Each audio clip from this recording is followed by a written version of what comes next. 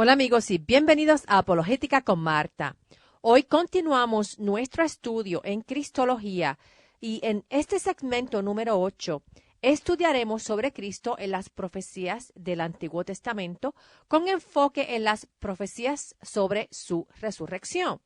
Si es la primera vez que sintoniza este programa, puede encontrar todos los programas radiales en podcast visitando mi página en línea apologeticaconmarta.org y yendo al enlace de programas radiales en archivo. También puede encontrar los programas radiales en Facebook bajo Apologética con Marta. Nuevamente, el sitio en línea es apologeticaconmarta.org. Muchos versos en el Antiguo Testamento anticipan la resurrección de Jesús.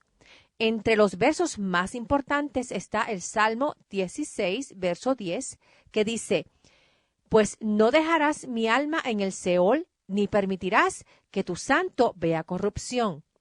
Algunos eruditos niegan que este salmo hace referencia a Jesucristo.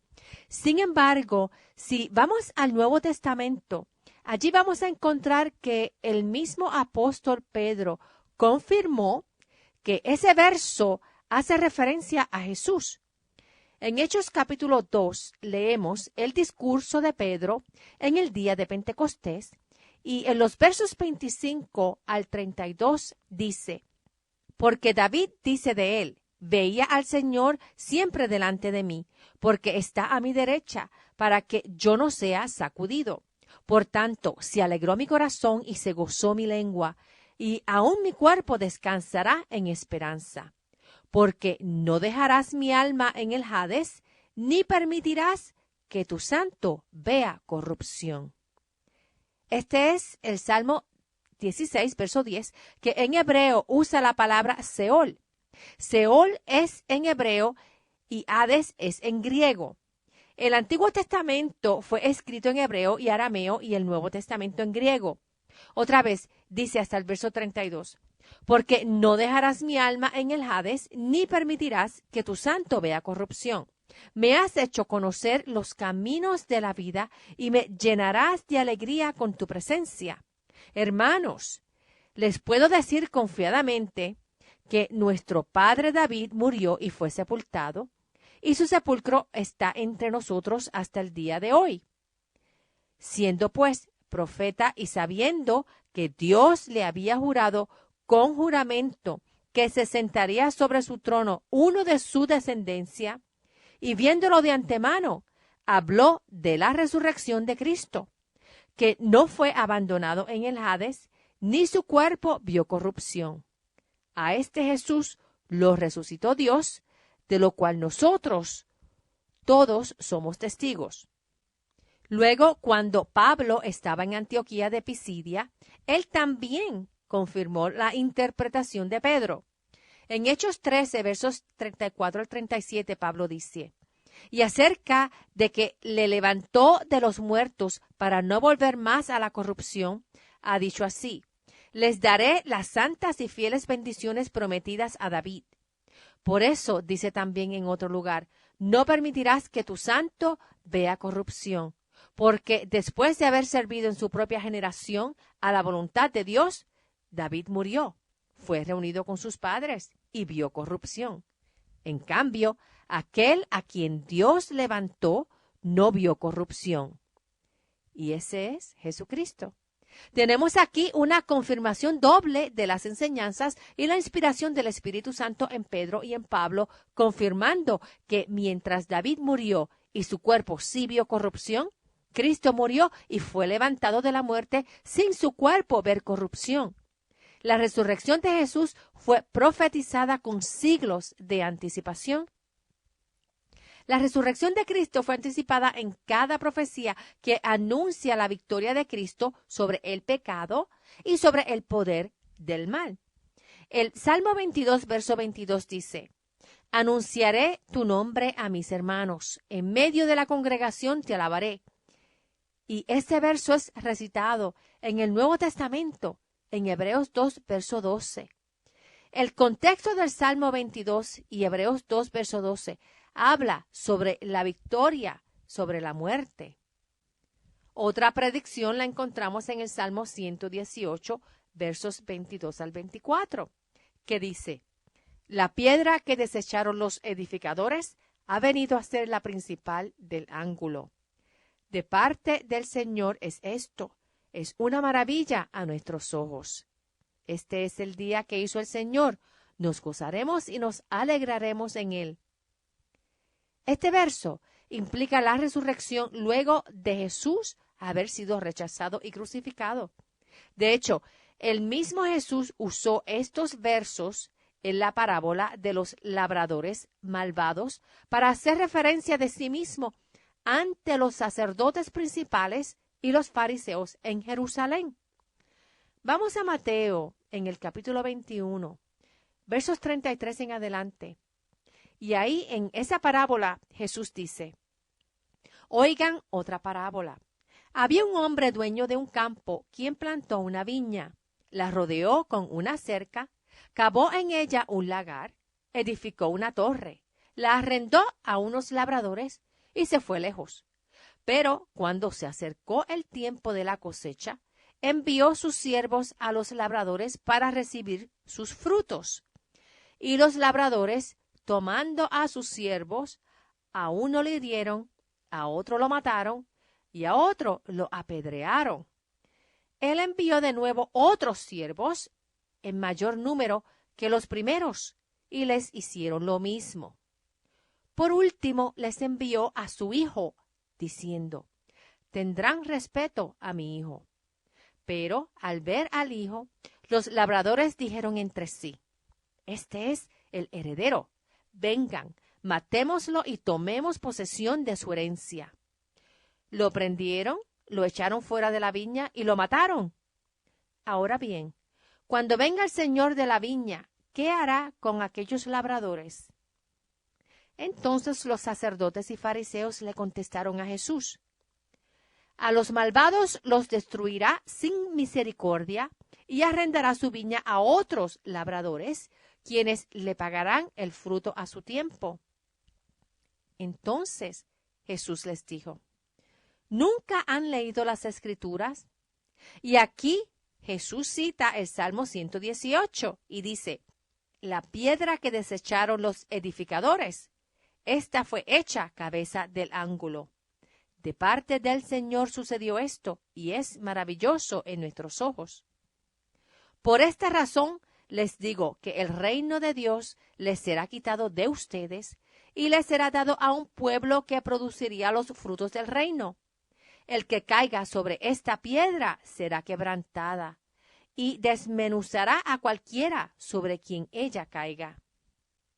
En esta parábola, el dueño del campo que plantó la viña es Dios, y el pueblo de Israel son sus labradores. Sus siervos que vinieron a recoger los frutos son los profetas a los que rechazaron y otros mataron. El Hijo es Jesús, quien es el heredero de todo, y es quien también mataron y que, al ser crucificado, vino a ser esa piedra angular que habían desechado los edificadores. Al Jesús resucitar, la obra de sembrar y cosechar le fue quitada al pueblo judío y le fue dada a los gentiles para producir frutos del reino que, mediante las nuevas noticias del Evangelio y la resurrección de Jesús, formarían parte de la iglesia de Jesucristo y del reino de Dios. Jesucristo es la cabeza de la iglesia y por siempre también será el rey de los judíos cuando regrese a la tierra a establecer su reino eterno en Jerusalén. Ahora, es bien importante aclarar que las escrituras en la Biblia le fueron dadas al pueblo judío para compartirlas con el mundo, y la iglesia tiene su fundamento en Jesús y en los apóstoles, que fueron judíos. Pero cuando Jesús fue rechazado y crucificado, el evangelio del perdón de pecados y la resurrección a la vida eterna eventualmente sería proclamado por la iglesia, compuesta mayormente de los gentiles, que alcanzaría por todo el mundo hasta que el número de los gentiles sea satisfecho. Eventualmente el pueblo judío regresará a su tierra prometida, lo que ya sucedió en el 1948, y el resto de las profecías mesiánicas referente al final de los tiempos serían las próximas en cumplirse. El profeta Isaías también profetizó la resurrección de Jesús. En Isaías 53, en el verso 10, dice: Cuando se haya puesto su vida como sacrificio por la culpa, verá descendencia. Vivirá por días sin fin, y la voluntad del Señor será en su mano prosperada. El vivir por días sin fin implica su resurrección. Ahora, no solo los profetas del Antiguo Testamento anunciaron la resurrección de Jesús, sino que Jesús también profetizó los eventos de su muerte y la resurrección. Si vamos a Mateo capítulo 16 en el verso 21, allí dice: Desde entonces Jesús comenzó a explicar a sus discípulos que le era preciso ir a Jerusalén y padecer mucho de parte de los ancianos, de los principales sacerdotes y de los escribas, y ser muerto y resucitar al tercer día. En otra ocasión, Jesús tomó a Pedro, a Jacobo y a Juan, y los llevó a un monte alto, en donde ocurrió la transfiguración. La cara de Jesús resplandeció como el sol, y sus vestiduras se hicieron blancas como la luz. Entonces Moisés y Elías se aparecieron y hablaron con Jesús. En este evento, documentado en Mateo en el capítulo 17, en el verso 9, Jesús le dijo a los discípulos que no mencionaran nada de la visión hasta que el Hijo del Hombre, quien es Jesús, resucite de entre los muertos. Más adelante, en Mateo 17, en el versos 22 al 23, Jesús nuevamente anuncia su muerte. Los versos dicen: Estando ellos reunidos en Galilea, Jesús les dijo: El Hijo del Hombre ha de ser entregado en manos de hombres, y lo matarán, pero al tercer día resucitará. Y ellos se entristecieron en gran manera. Cuando tomamos la Biblia y leemos las historias y sus enseñanzas, tenemos un guión como el de una película que nos relata la historia del pasado, del presente y del futuro. En ese guión, tú y yo somos parte de la historia. Fíjate en algo bien importante. Los profetas y Jesús no solo profetizaron la resurrección de Jesús, sino que ellos también profetizaron la resurrección tuya y la resurrección mía. Ellos profetizaron la resurrección de todo ser humano. Por ejemplo, si vamos al Antiguo Testamento, el profeta Isaías, en el capítulo 26, verso 19, profetizó que los muertos volverán a vivir. El verso de Isaías 26, 19 dice: Tus muertos volverán a vivir, los cadáveres se levantarán. Despierten y canten, oh moradores del polvo, porque tu rocío es como rocío de luces, y la tierra dará a luz a sus fallecidos. Esta profecía aplica a todo ser humano y es tan cierta como todas las profecías de Isaías referente a la primera venida de Jesús, referente a la muerte de Jesús y su resurrección. En Jeremías 30, versos 3 al 9, el profeta también anuncia que habrá resurrección de los muertos cuando hace referencia al futuro regreso de Israel a su tierra y a la resurrección del rey David para que reine sobre su pueblo. Jeremías 30, versos 3 y verso 9 dicen: Porque he aquí vienen días, dice el Señor, en que restauraré de la cautividad a mi pueblo Israel y a Judá, ha dicho el Señor. Los haré volver a la tierra que di a sus padres, y tomarán posesión de ella. Más bien, servirán al Señor su Dios y a David su rey, a quien yo levantaré para ellos. Esto implica la resurrección del rey David. El profeta Daniel también escribió sobre la resurrección de los muertos. En Daniel capítulo 12, versos 1 al 3, dice: En aquel tiempo se levantará Miguel, el gran príncipe que está del lado de los hijos de tu pueblo. Será tiempo de angustia, como nunca fue desde que existen las naciones hasta entonces. Pero en aquel tiempo tu pueblo será librado, todos aquellos que se encuentren inscritos en el libro. Y muchos de los que duermen en el polvo de la tierra serán despertados, unos para vida eterna y otros para vergüenza y eterno horror. Los entendidos resplandecerán con el resplandor del firmamento, y los que enseñan justicia a la multitud como las estrellas por toda la eternidad. Esta es otra profecía sobre la resurrección de los muertos. Luego, cuando Jesús vino a la tierra, Él anunció su resurrección, pero también anunció nuestra resurrección. En Mateos 22, versos 23 al 33, los saduceos le preguntaron a Jesús sobre la resurrección, presentando el caso de una mujer casada 7 veces con 7 hermanos. Ella se casó con cada uno de los hermanos luego de quedar viuda de cada uno de ellos, hasta que finalmente ella murió. La pregunta a Jesús fue que durante la resurrección, ¿de cuál de los hermanos ella sería esposa? Jesús confirmó la resurrección de todos cuando dijo que en la resurrección nadie se casa ni se da en casamiento, sino que serían como los ángeles que están en el cielo. Los ángeles no mueren y nosotros tampoco moriremos con cuerpos glorificados. Y no solo eso, sino que en el verso que aparece en Mateos capítulo 22, verso 31, Jesús hace hincapié en que el espíritu de uno no cesa de existir, sino que espera la resurrección, cuando Jesús dijo: y acerca de la resurrección de los muertos, ¿no han leído lo que les fue dicho por Dios? Yo soy el Dios de Abraham, el Dios de Isaac y el Dios de Jacob. Dios no es Dios de muertos, sino de vivos. O sea, Abraham, Isaac y Jacob están vivos en espíritu esperando la resurrección física para finalmente ser esa unidad de cuerpo y espíritu glorificado que perdure por la eternidad.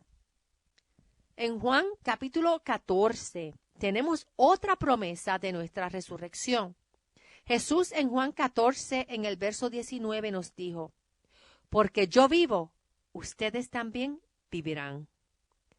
Esa promesa de resurrección es para todos. En Juan 14, versos 1 al 3, tenemos mi verso bíblico favorito. Esa es la promesa de que Jesús regresará por nosotros. Estos versos implican nuestra resurrección. Los versos en Juan 14, del 1 al 3, dicen: no se turbe el corazón de ustedes. Creen en Dios, crean también en mí. En la casa de mi Padre muchas moradas hay. De otra manera se los hubiera dicho. Voy pues a preparar lugar para ustedes. Y si voy y les preparo lugar, vendré otra vez y los tomaré conmigo, para que donde yo esté, ustedes también estén. El apóstol Pablo, inspirado por el Espíritu Santo, escribió la primera carta a los tesalonicenses, en donde profetiza sobre nuestra resurrección. En Primera de Tesalonicenses, capítulo 4, versos 13 al 18, Pablo nos dice: tampoco queremos, hermanos, que ignoren acerca de los que duermen, para que no se entristezcan como los demás que no tienen esperanza. Porque si creemos que Jesús murió y resucitó, de la misma manera Dios traerá por medio de Jesús y con él a los que han dormido. Pues les decimos esto por palabra del Señor. Nosotros que vivimos, que habremos quedado hasta la venida del Señor, de ninguna manera precederemos a los que ya durmieron. Porque el Señor mismo descenderá del cielo con aclamación, con voz de arcángel y con trompeta de Dios, y los muertos en Cristo resucitarán primero. Luego nosotros, los que vivimos y habremos quedado, seremos arrebatados juntamente con ellos en las nubes para el encuentro con el Señor en el aire, y así estaremos siempre con el Señor.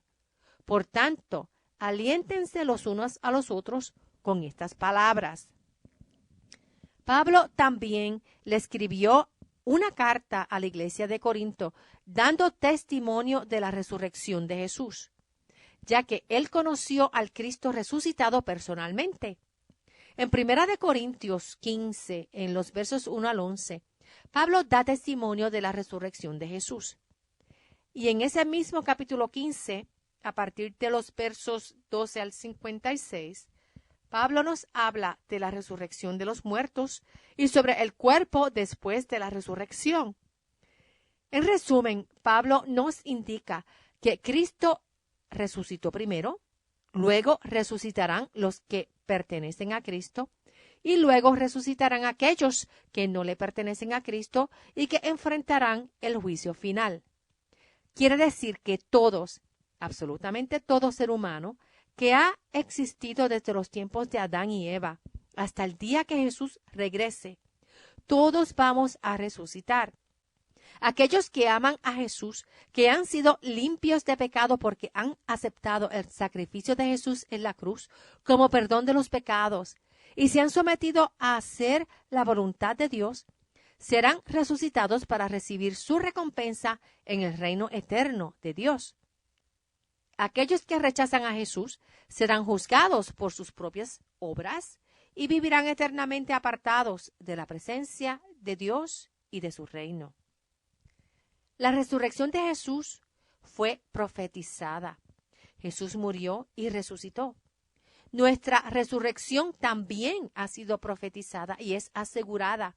Sabemos que si Jesús no regresa pronto, eventualmente moriremos físicamente, pero nuestro espíritu estará en la presencia de Jesús en su reino celestial hasta que llegue el día de la resurrección y el día que todas las cosas sean hechas nuevas.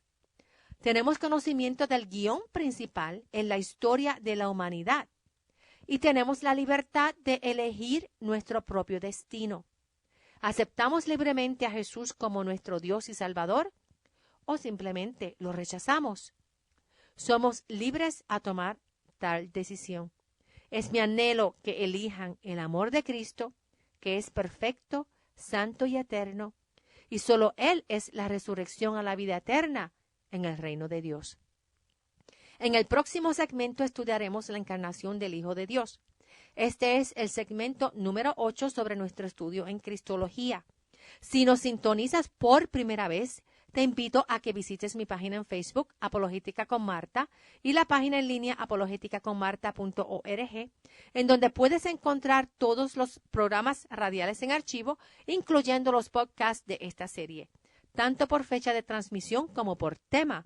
Allí también vas a encontrar libros recomendados en la apologética cristiana y enlaces de otras organizaciones dedicadas a equipar a adultos y estudiantes en el conocimiento de Dios mediante la apologética cristiana.